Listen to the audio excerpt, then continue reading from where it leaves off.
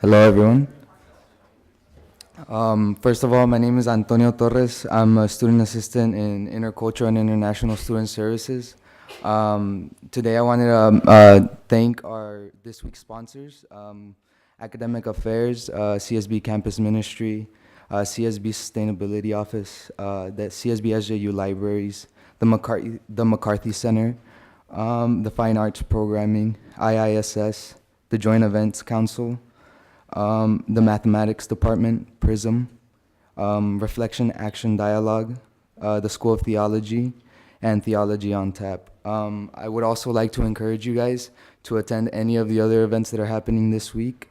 This week we will also have the story of Katherine Johnson.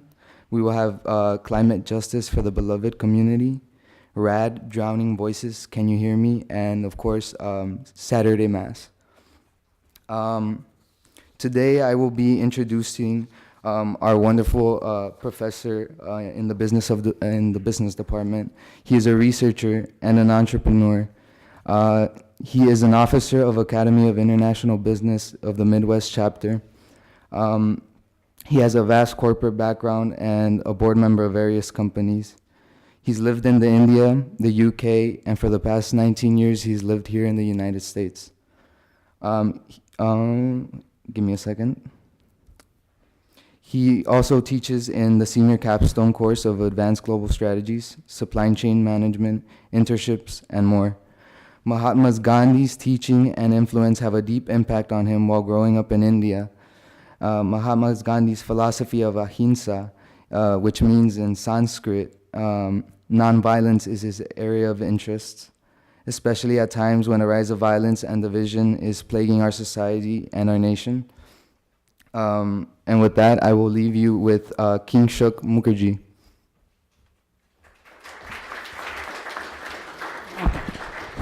Thank you for the introduction. And today's talk will be like basically how Gandhi's influence had on MLK. There's a deep influence. So usually I don't do this like too scripted. Usually I like move around and just a few points I weave my lectures usually. But I think since we have a shorter bit of time and there is so much influence of Gandhi over MLK, and we are trying to cover two very distinguished leaders of the world, then the first part of the lecture I want to do a little scripted way, and then we will make it more Q&A, more informal.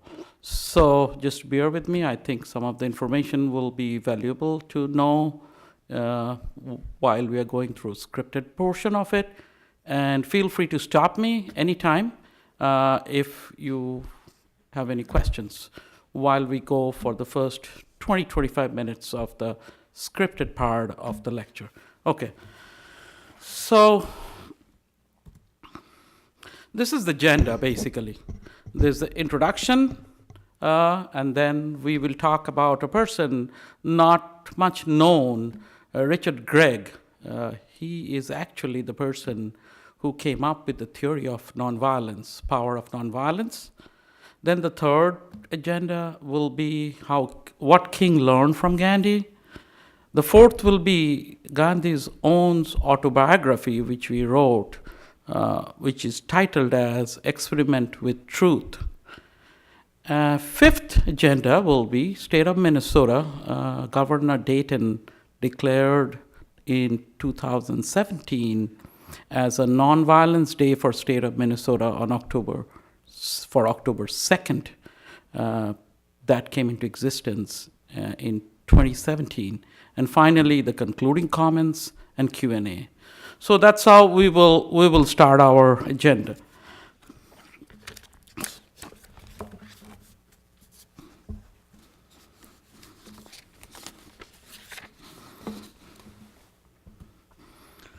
Okay, as you see here, this is MLK in his office having that picture of Gandhi. Actually, Barack Obama also had the same or very similar setup in his office too. So to start with the introduction, it is basically, it was a train ride that created Gandhi, and it was a bus ride that made Martin Luther King. So Martin Luther King, while traveling as a kid in a long-distance bus with his teacher, the driver ordered them to get up for the white passengers. So this is his quote: "I decided not to move at all," King recalled, "but my teacher pointed out that we must obey the law, so we got up and stood in the aisle for the rest of 90 miles to Atlanta. It was night, and I will never forget that," and he didn't. Deeply influenced by the works of Gandhi while studying at the Crozer Theological Seminary in Pennsylvania, King made the struggle for civil liberty for African American. His sole motto, his weapon, was faith in God and nonviolence. I quote MLK, "From my background, I gained my regulating Christian ideals," he later said. "From Gandhi, I learned my operational technique." Although King became involved in civil rights movements from his university days, his first major success came in 1955 in Alabama. That year, a local black woman named Rosa Parks was arrested for refusing to surrender her seat to a white passenger. In protest, African American activists boycotted the state transportation system and chose King as a leader. The boycott continued for 383 days until the Supreme Court declared Alabama's racial segregation law unconstitutional. And it is to be noted that this was supposed to be a one day of protest or the day of trial. By then, the war had merely begun. After Alabama's success, King organized the Southern Christian Leadership Conference, SCLC. By then, he was convinced that the nonviolent resistance is the most potent weapon available to oppress people in the struggle for freedom. In 1963, King began a mass protest campaign in Birmingham, Alabama. Demonstrators erupted across the country, got galvanized by the events in Birmingham. Demonstrators erupted in cities and towns. In June, the then President John F. Kennedy agreed to submit a civil rights legislation to the Congress, which later on got passed historically. In 1964, he was awarded MLK the Nobel Peace Prize at age of 35. He became the youngest man or woman to have received that award. Delivering his Nobel lecture, King said, "Nonviolence is a weapon unique in history which cuts without wounding and enables the man who wields it." For years later, MLK, after 4 years from that, he was shot dead. He was 39 at the time. Now, the second part, before we go on to move on to discuss MLK theory, is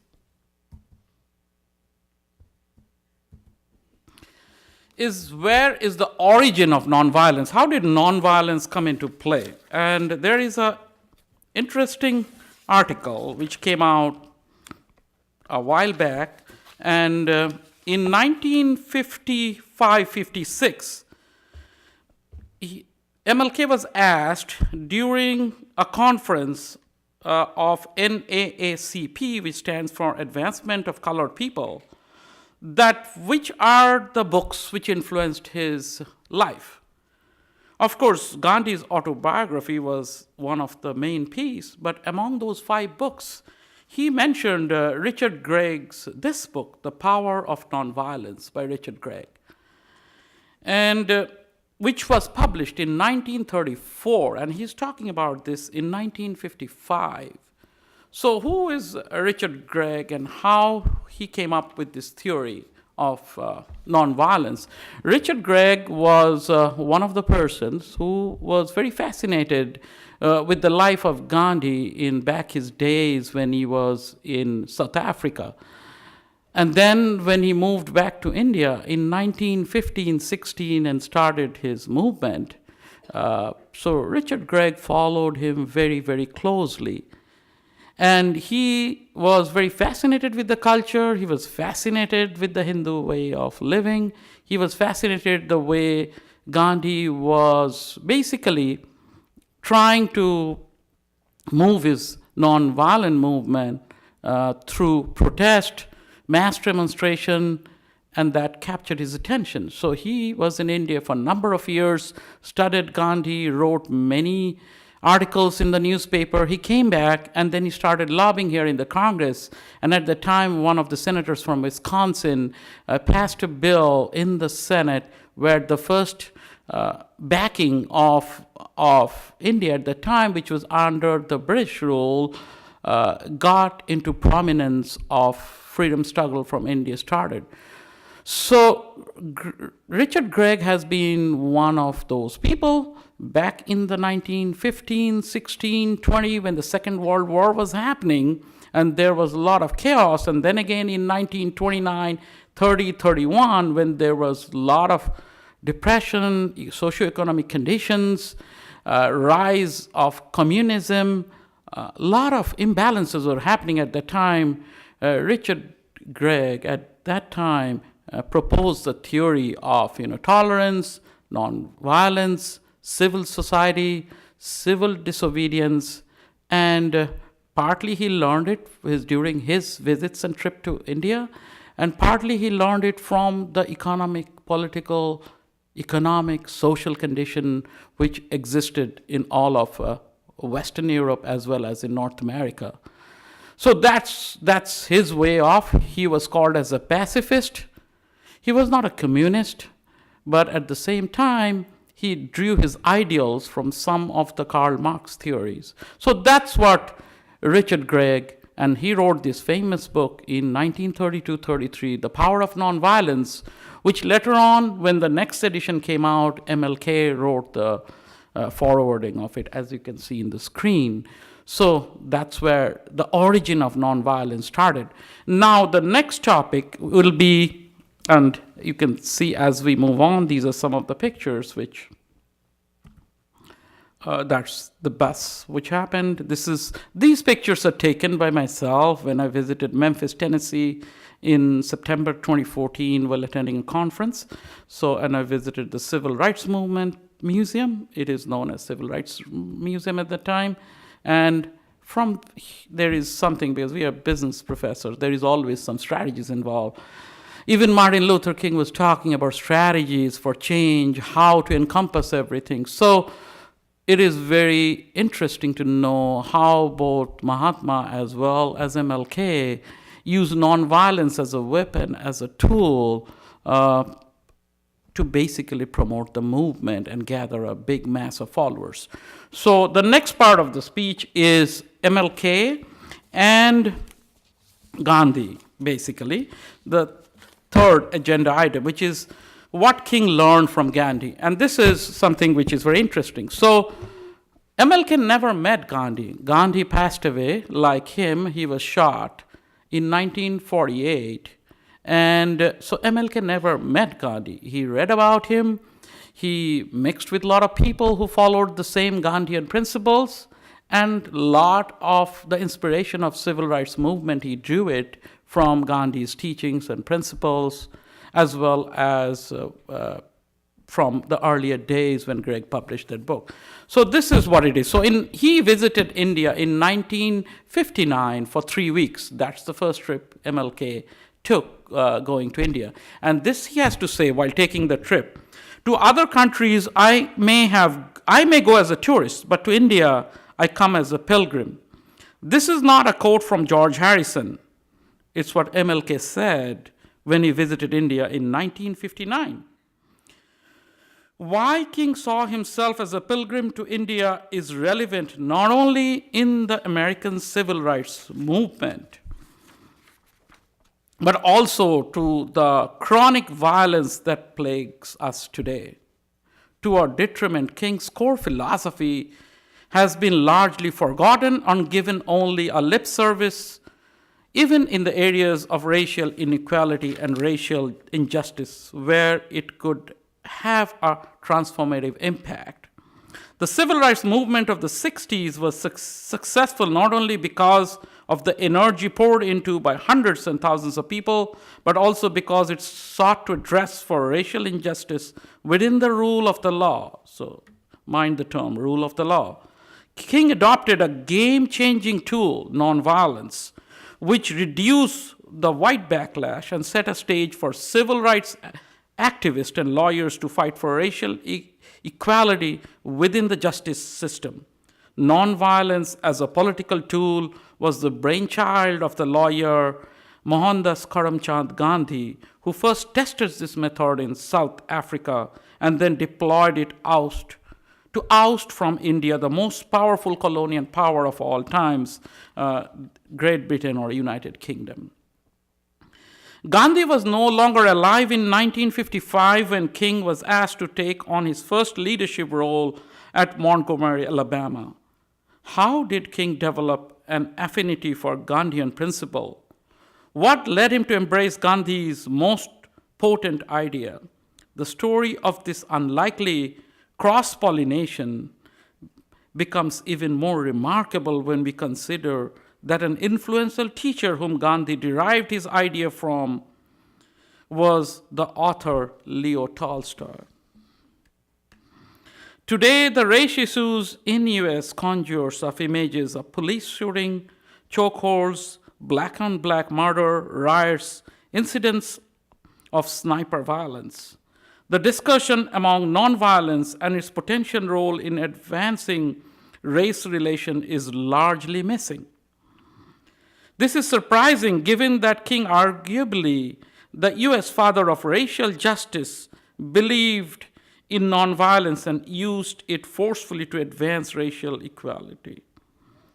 It is no exaggeration that the King Center states during less than 13 years of Martin Luther King's leadership of the modern US civil rights movement from December 1995 till his death April 4th, 1968, African Americans achieved more genuine progress towards racial equality in America than previous 350 years combined. On December 2nd, 1955, the morning after Rosa Parks' arrest, King led a meeting at Mount Zion Church in Montgomery to consider the boycott strategy. Only 16 to 18 people were present at the time. In South Africa, when Gandhi first set out to disobey the Transvaal Government Discriminatory Act of 1906, it's basically, I will discuss it more in the next part of it. Basically, it's a discriminatory law in which the Indians and the Chinese, who at the time were under the colonial power, and South Africa was divided into two parts, one ruled by the Dutch and one ruled by the British. They were not given the voting rights at the time. So Gandhi basically disobeyed that law, and that's what we are talking about. His support was opposition to law he started off with few group of people, just like MLK started, 18, 20, 30, 40 people.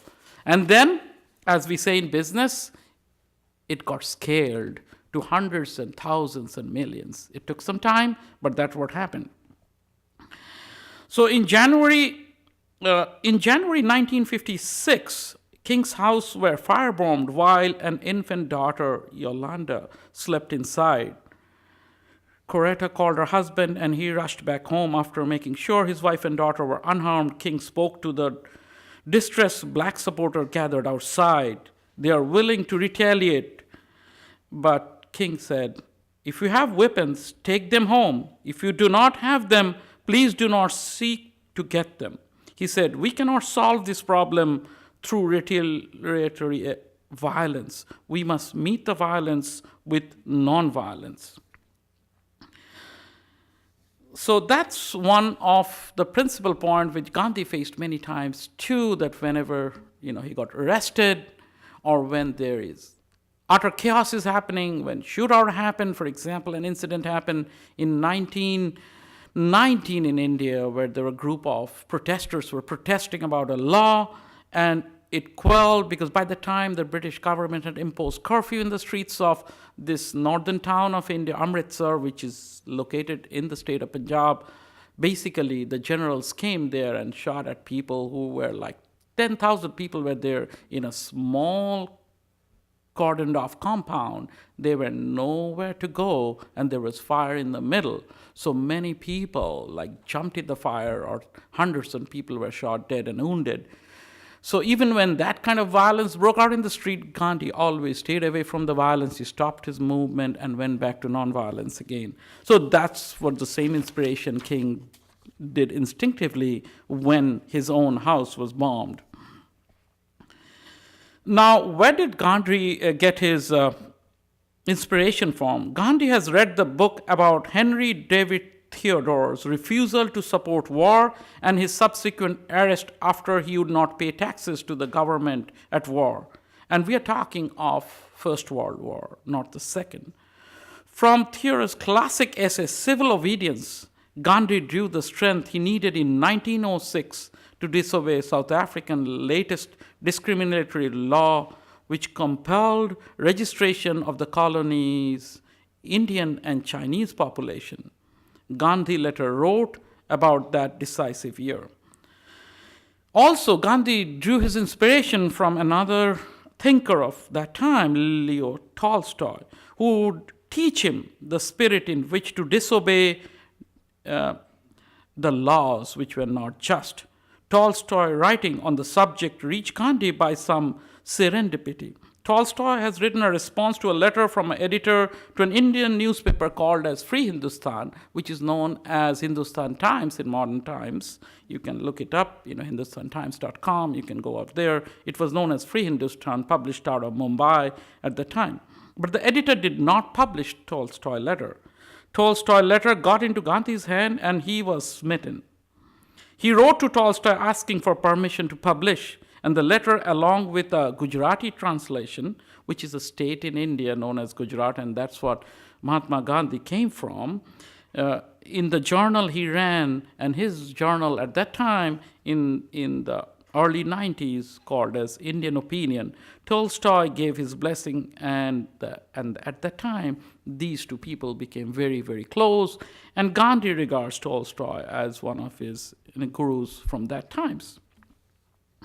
In an introduction, Gandhi wrote in Indian Opinion when he was introducing Tolstoy's letter, core teaching, slavery consists in submitting to an unjust order, not in suffering ourselves to be kicked.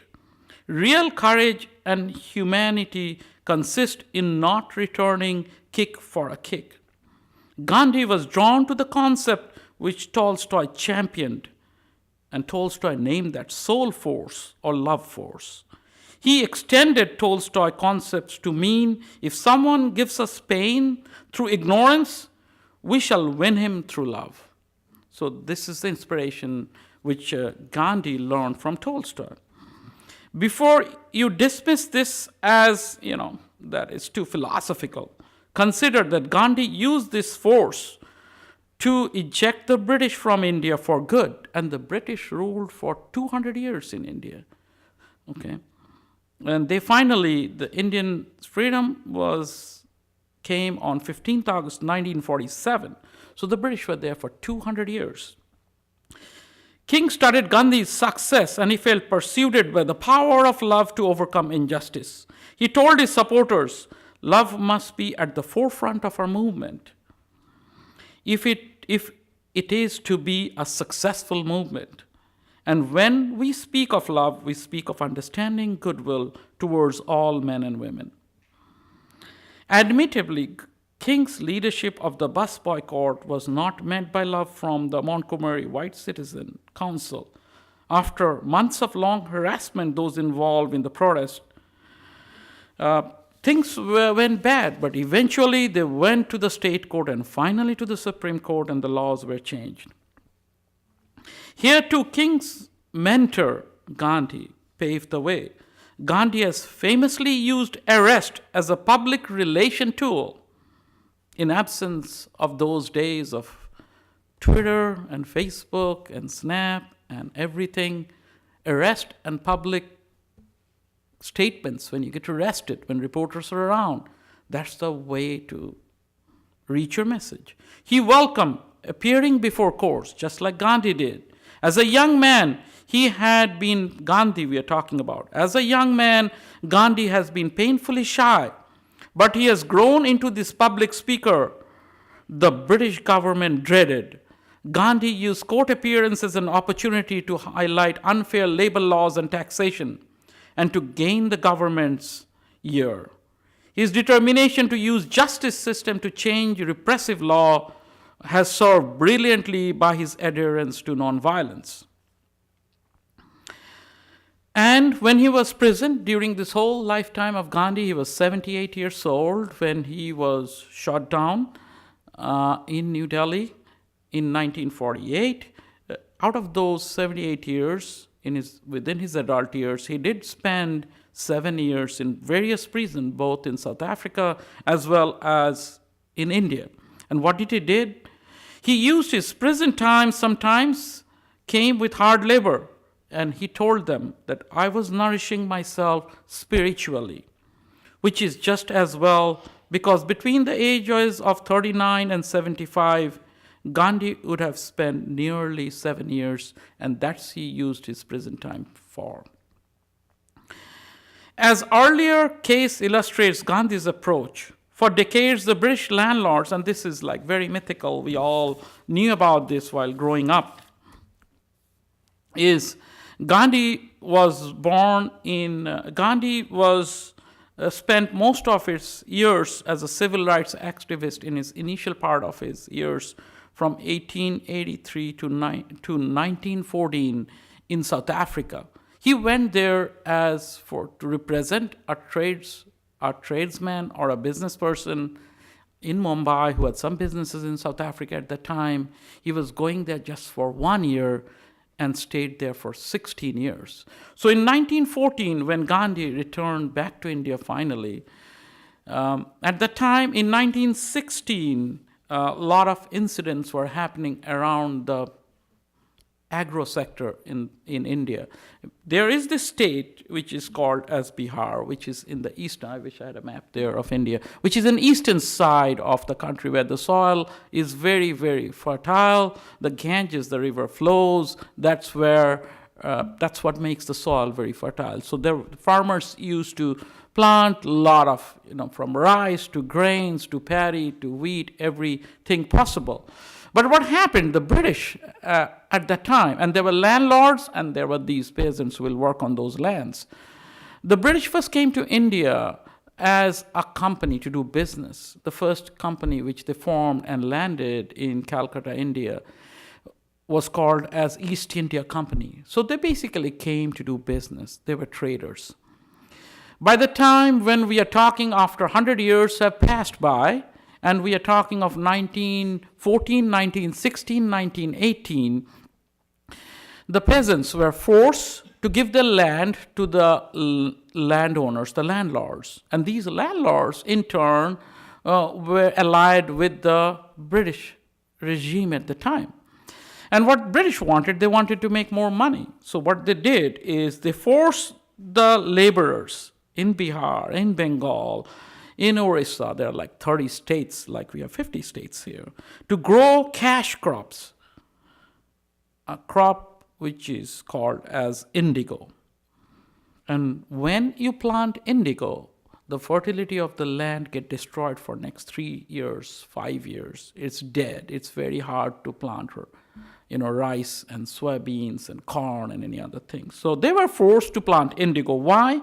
Which they brought cheaply, the British in turn brought there cheaply to export to China as opium. Instead of the food crops the peasant needed to survive, ravaged by low wages, a brutal famine, harsh taxes, the peasants of this small town known as Champaran revolted in 1914 and again in 1916. And when Gandhi came back from South Africa, he visited the area at the request of the local activist. Among others, he was studying the condition the indigo planters worked in. He wanted to study what's going on. The British government, who backed the repressive landlords, promptly served him a notice on charge of creating unrest and ordered him to leave Champaran. Gandhi had no intention to leave until he could fully examine the peasants' hardship and consider how to change the situation. So the British government brought charges against him, brought him to trial. On his trial day, he appeared before the judge a British man. And just as somewhat overwhelmed, the judge was overwhelmed, was considering postponing the trial, Gandhi asked to make a statement. The argument he made in presence of Champaran is a persuasive as any political speech.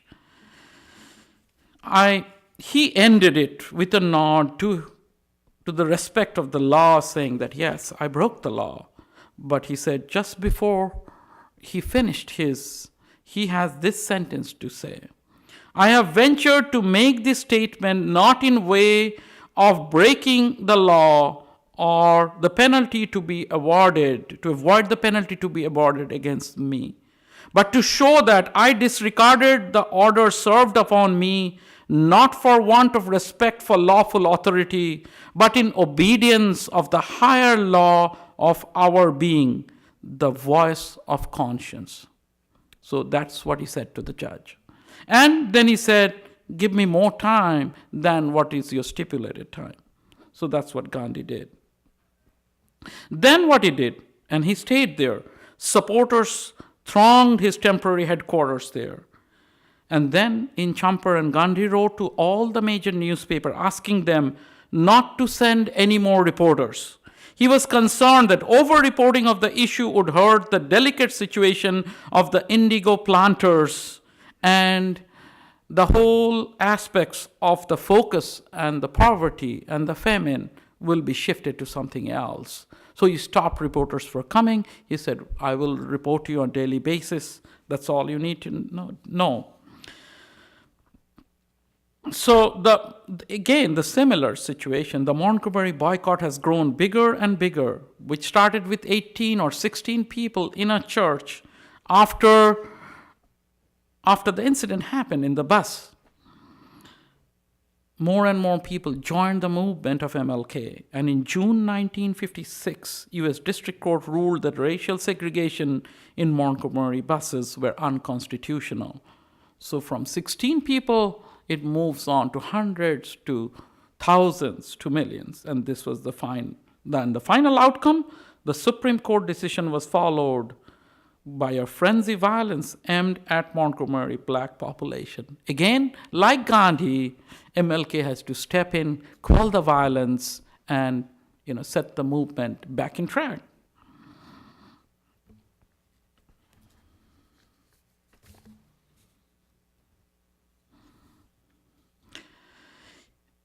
After the Supreme Court victory in 1957, King began to expand the reach of his message. In late March, when he addressed the interracial audience in Brooklyn, New York, he combined two sources of nonviolent strategy in a way that became characteristic. Christ showed us the way, and Gandhi showed it could work. He explained to the audience that Gandhi has used nonviolence to break loose from political and economic domination by the British. He urged them to now use this method in United States, and we can achieve our dream. By now, FBI Director and a Wisconsin native, J. Edgar Hoover, who was heading the FBI, didn't get along with MLK well. And he ordered the FBI to follow King's trail, having him taped even while he traveled and pursuing any lead that he could undermine MLK's credibility and his growing national popularity. Hoover, it seems, had some dark notions about King, some of which were reflected in a chilling letter to the FBI, is believed to have sent to King that to encourage him to leave the movement and basically to commit suicide. Hoover also believed King was taking guidance from the communists. But he didn't stop, just like Gandhi didn't stop, in spite of a lot of threats from many angles. The adherence has begun something of an experiment for King and Gandhi. The adherence of the principle of nonviolence was started as an experiment. both men did not knew when they started this movement that where it will lead to.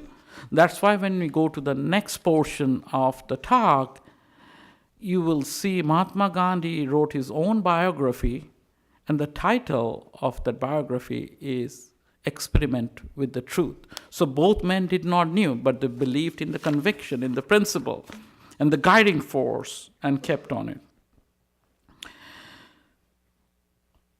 That's why the story of when Gandhi titled his autobiography, he told the story of my experiment with the truth. It is sad irony, too, and it's like a coincidence, that both men were assassinated, King at a young age of 39 and Gandhi at 78. And Gandhi wrote, there is no department in public life or private to which that force cannot be applied. That means nonviolence force cannot be applied. He added a caveat. But this violence is impossible without complete self-sacrifice. For Gandhi, part of the self-sacrifice consisted in subjecting his personal life to the same moral scrutiny he gave to his movement. King, on the other hand, has personal failings that wouldn't have gone unnoticed in today's social media age. The FBI threatened to make his alleged adultery public unless he withdrew from civil rights movements. But King refused to be intimidated.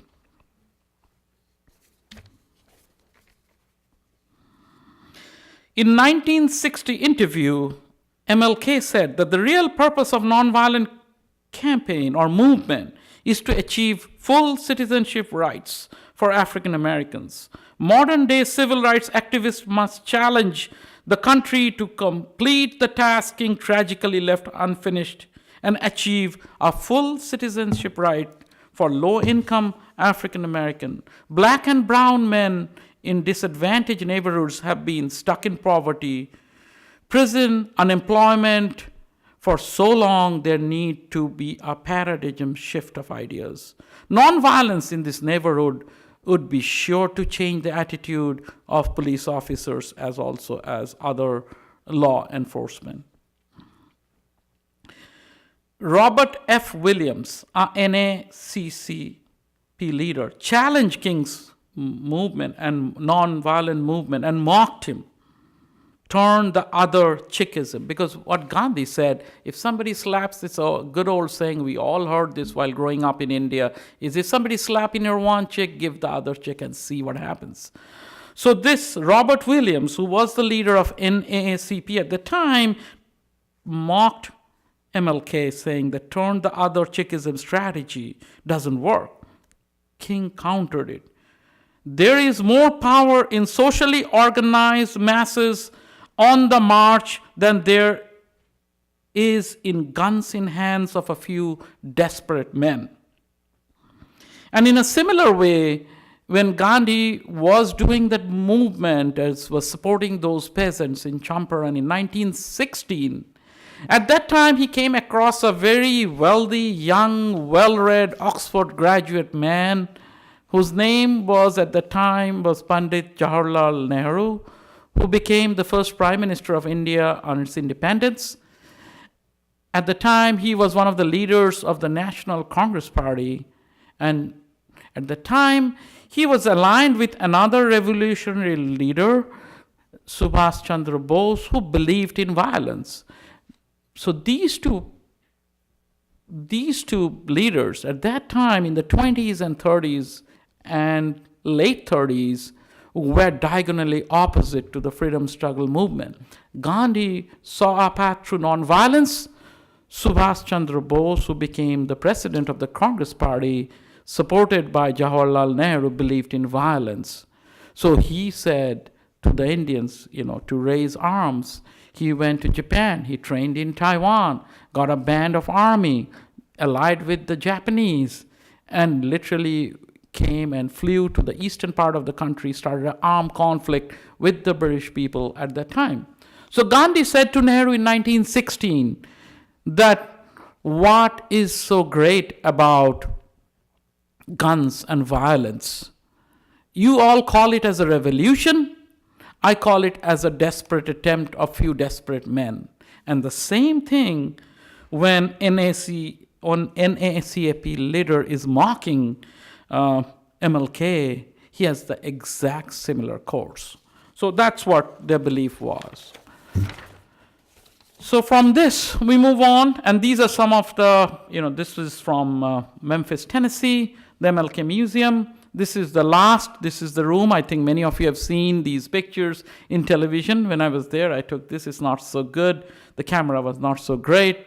This was in September 2014. This is the room where he last stayed. And then before we start, the Gandhi's truth, experimentation with the truth, I'd like to show a couple of slides, if I may, which will give some perspective. Where did you come to Gandhi?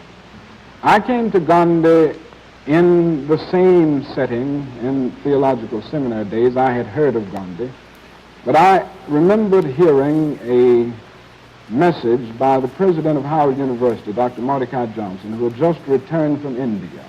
He spoke in Philadelphia on his trip to India and the whole philosophy of Gandhi and passive nonviolent resistance. Now, I was so deeply moved by the message that I went away and bought several books on the Gandhian, on Gandhi and Gandhian technique. And at that point, I became deeply influenced by Gandhi, never realizing that I would live in a situation where it would be useful and meaningful. And actually used it actually would apply it in this country. Okay, that's a small clip. You can find a lot of these. There are lots of them there. So in sake of time, I didn't realize this is like going pretty. Okay, so this is the Gandhi autobiography wrote by Mohandas Karamchand Gandhi himself. There is 5 parts of this book.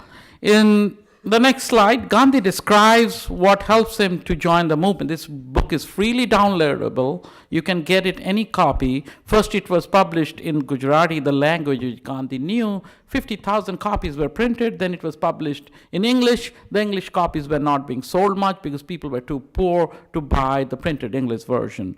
But now it is readily available. You can Google it. You can see it. So the point we're trying to make, when Gandhi was born in a relatively middle-class family. There was a caste system at the time. And after finishing his high school, he was sent to England to study law. After he finished law, he came back and practiced in Mumbai. And during one of his cases, he had to go and visit South Africa for one of the business disputes. So while traveling to South Africa, he took the ship to go there. It took him 25 days to reach a South African port, and then he had to take a train to prepare for his trial. While doing that, taking a train, the business guy whom he was representing gave him a first-class ticket to the train. So he boarded the train. It was a nighttime train. He had one suitcase with him and got a blanket which he could use because it was in the winter time. It was pretty cold. So while he was sleeping, somebody came and woke him up, which was the train conductor, said, "Why you're here?" He said, "Hey, I have a first-class ticket." So he left him. After a while, a passenger right across complained to the conductor again and said, "Hey, you got to get out of here." He said, "Why? I have my ticket." He said, "No, brown people cannot be here," as simple as that. So they literally forced him and dragged him out of the train at 11 p.m. in the night. And then he stood there in dark in the waiting room. And his suitcase, he didn't even touch it. And he was feeling cold. In the morning, he called. He was shocked to go through this incident. And ever since, that one particular incident changed his life. Just like that, the bus ride of MLK changed his life. The train ride changed Gandhi's life. So he was there to represent for this business person for a case. For 1 year, he was supposed to be back. He went there in 1893, stayed for till 1914. At that time, he organized there was a big Indian community there when the British will take them to South Africa to work in the sugar plantation and the cotton plantation, just like they did down south, that you will bring these slaves across the ocean to work in the fields. Same thing, Indians were taken from India, especially in a state like Gujarat, which is border with the ocean. They will put them in ship and take them in all the colonies, be it South Africa, be it Kenya, be it Trinidad and Tobago, which is still have a big Indian population. A lot of mixing happened. So all over the world, wherever the British colonies will be there, they will board them in the ship and take them. So there were a lot of Indians at the time in South Africa, but they had no voting power. They have no rights. In some cases, they had a curfew. They could not go out of the house after 9 p.m. And in other cases, they cannot walk in the side streets. So Gandhi organized the movement. From that movement, it swelled and dwelled. And again, he practiced nonviolence. He wrote to the newspaper. He went back to London to galvanize. And finally, he returned to India in 1914 and started the freedom struggle movement. And these are the 5 main, for sake of time, I cannot get into too much detail. Quit India movement was the final movement in 1942 to where Mahatma Gandhi launched the historic movement on 8th of August 1942 to oust the British out of India. In this movement, he adopted the path of nonviolence, or this little word where it says ahimsa. The word ahimsa comes from the Sanskrit language, which means ahimsa. Hinsa means your violence. Ah means non. That's where the word nonviolence originated. And this is a Sanskrit word. Sanskrit is what Latin to all the languages. So that's where ahimsa comes from, and that's where the principle came from. He also organized in the 30s something known as Dandi March. Dandi was a village in Gujarat in which the British imposed taxes on the salt, and that really made the people very angry and upset. So he made a march. In 1933, Gandhi went and started living with the lowest class of people at the time. Caste system was very, very prevalent. So the untouchables, he went and lived with them for a year, fight for the untouchables. Then he did a non-cooperation movement when British were doing unjust things. He will say boycott all British goods. And that's why you see this picture of Gandhi weaving his own fabric. So he said, yes, everything we should locally made, we should wear, and locally made, we should eat, we should not be indulging whatever the British are bringing. And Caliphate movement is the Muslim movement. He aligned with the Muslims because India has always been a very multi-religious country. And Muslims were the minority, and still they are. 20% of the population is Muslim. But India has the world's second largest Muslim population, because if 20% won 1.2 billion, if you do the maths, it's over 200 million people. The biggest Muslim population in the world is in Indonesia, which is 240 million. But they were the minority, so there was always some tensions. And when the British left in 1947, after the independence, that is the saddest part which came to Gandhi's, is the whole Indian subcontinent was divided into 3 parts, India, Pakistan, and later on in 1971, Bangladesh, which was basically done on the basis of religious background. So the Quit India movement speech is very famous, 8th of August 1942. This is what he said: I believe that in the history of the world there has not been a more genuine democratic struggle for freedom than ours. And if you look at history, the modern history, be it the Arab Spring, be it all these nonviolent movement, which toppled a lot of dictators, all the inspiration are drawn from the history. And this is something interesting which I would like to share with you, is the Indian Association of Minnesota, IAM as they call it. They work closely with Governor Dayton for a number of years, and finally in 2017, state of Minnesota Governor Dayton proclaimed October 2nd, which is Gandhi's birth date, as the day, Nonviolence Day for Minnesota. And here we'll see some of this was the Nonviolence Day. There was a ceremony in the Capitol on 7th of October 2017. I took some of the pictures. Here you will see some of the Senate leaders of the Senate House in state of Minnesota in St. Paul. This is in the Capitol building. There is a celebration going on of Nonviolence Day on 7th of October 2017. And these two are the last. And this is something interesting. I always thought about it, and I didn't think about it while growing up. This is the place This is called as Rajghat, and there is this little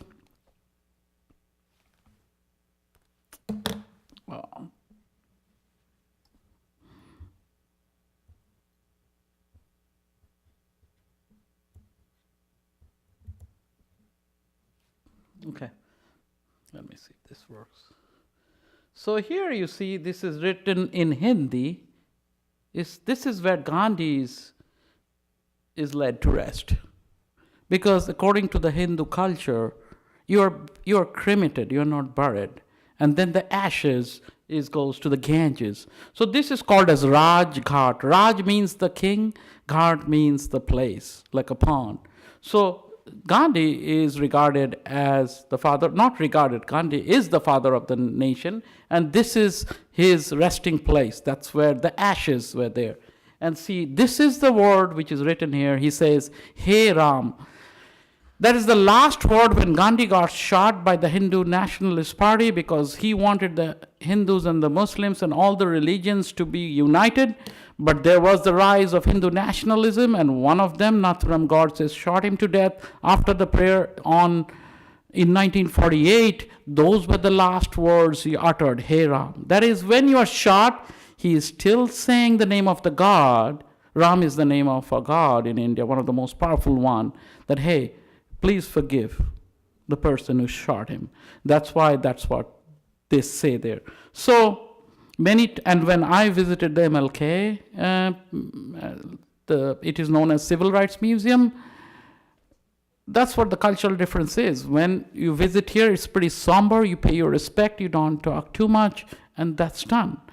But when you go to the Civil Rights Museum, it's a celebration of life. It's a celebration of joyous occasion, because it is culturally very different, and that's how it is. So when I visited both these places, it was a little different. Hold on one second, what's going on? So this is in front of the Civil Rights Museum, and this is at the Rajghat, and it's very different, somber is happening. So in sake of time, we don't have much of time left. I can take a couple of quick questions, and then I passed on the attendance sheet with your name and email, and some of our sophomore classes are here. This is just the beginning of the discussion. Like in our campuses these days, we don't talk about Gandhi, but while being caught up with business and finance and economics and others, as I started, looking into this more and more, it's like going back. Anyone has a couple of questions?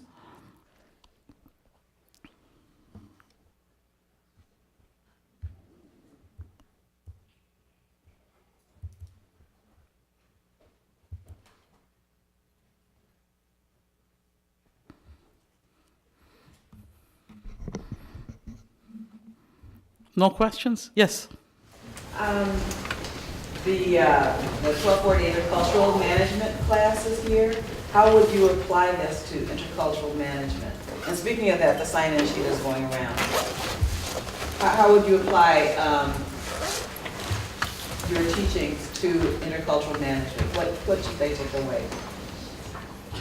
I think the intercultural management, the one is, of course, the culture, as I said, that when you visit even Gandhi Ghat, we call it, it's very somber, it's very like, you don't celebrate life of Gandhi right then and there. But when I visit, and this is my personal experience, when I visit the Civil Rights Museum, although the both persons were assassinated and shot, and they were kind of father of the nation, there is a celebration of life. I think that's what makes a cultural difference, the way the people in India or Asia will react to a death, compared in this case, when you get shot and killed, assassinated, to something here. Even the funerals, when we go here, there is a celebration of life. There it's pretty somber. So that's one big cultural difference. But I think the biggest similarity is like as food or your music knows no boundaries. A philosophy from Leo Tolstoy to Gandhi to MLK needs no boundary. And maybe the same will be followed for years to come, centuries to come. We saw that during the Arab Spring and the Arab Rising. Maybe we even saw that during Me Too movement. So there is a lot to be seen.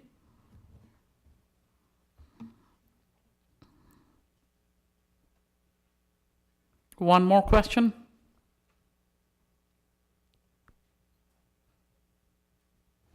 Yes. On Monday, Martin Luther King Jr. Day, there was a protest for having school on a national holiday and also for the minority experience here at CSBS JU. And I just wanted to know what your input was on that, and also what can we undergraduates do to push our administration to work towards inclusivity, despite us being undergraduates with limited financial means, when it's become apparent that the school focuses more on the opinions and values of the sponsors and donors of the school. Okay. This is my 11th year here, okay? In 2013, a lot of news trucks hit this campus. Okay, so we have been dealing with this, and I have been thinking, because I have traveled quite a bit, lived in 3 continents, and it's quite like, what is the solution? The solution, which I think is, what happens is we have to have patience and time. And why I'm saying that is, whenever in the history of the world there is a change, there is always going to be some kind of disturbances.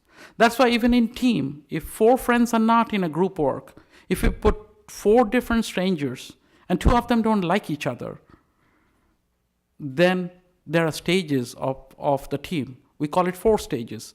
First is forming, next is storming, third is norming, and the 4th is performing.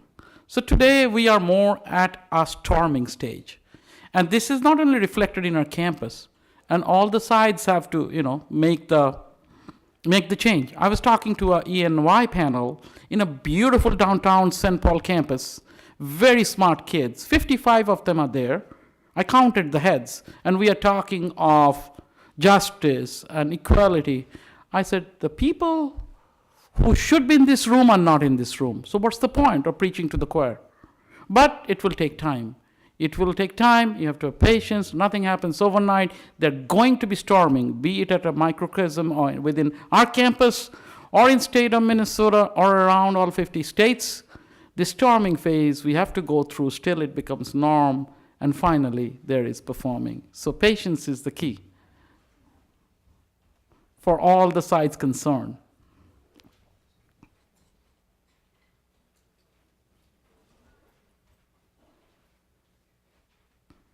Anything, anyone? Well, that's a good question, and there is no magic answer.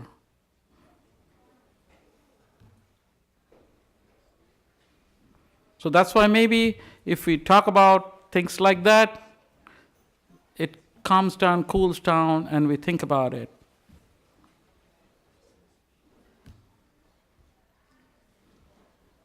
Okay, so thank you for listening.